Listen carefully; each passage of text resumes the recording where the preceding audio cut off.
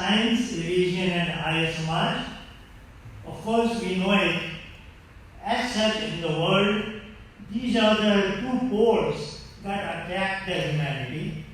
And we are asking ourselves, sitting in this hall, which side we are in. Of course, we live in the age of science. But a number of religions exist. They are relevant one way or another because many people subscribe to them.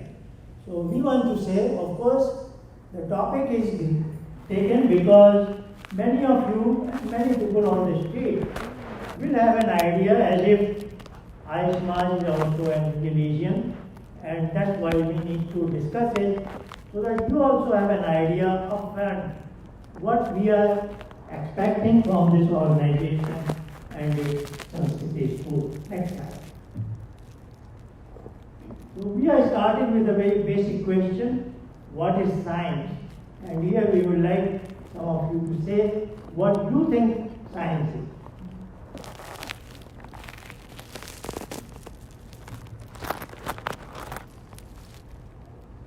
Otherwise, if nobody says, it's a burden on Sumedha. Yeah, here. We have a guest from North Carolina, Vasudha Gupta, and welcome her. She wants to say something.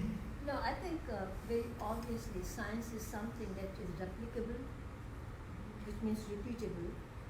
Scientific truths are well research based, like the theory of gravity. When something goes up, it will come down, and we can try it again and again. So simply, science is facts which have been well researched and replicable. I have slightly hearing problem, but as much as I have understood, science is evidence-based, yes, well researched, and repeatedly many scientists at many places have tested it, verified it, and hence it has universal acceptance. I think these are the points. If somebody would like to say more. So basically, science is a theory behind everything working in the entire universe.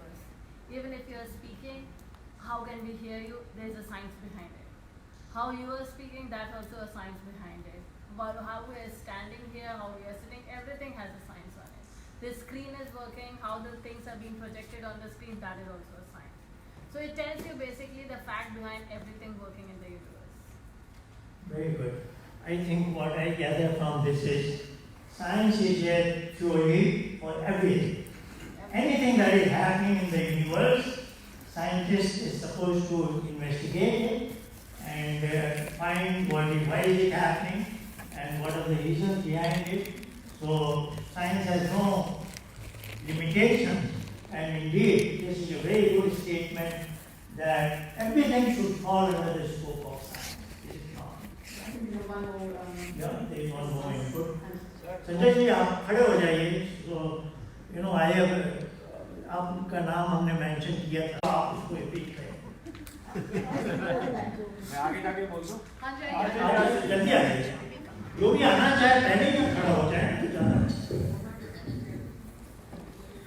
So my name is Chandra. I'm from California. I have a flow chart from a grade 10, grade 11 biology textbook where they explain what do they mean by scientific method. So it's a detailed flow chart, but I will read it very quickly just to give a systematic account of how we are teaching our high schoolers on what we mean by science. So it says that science starts with making observations, then speculating and asking questions, then forming a hypothesis to answer that question. Next step is to make a prediction. What else would be true if hypothesis is true? Then design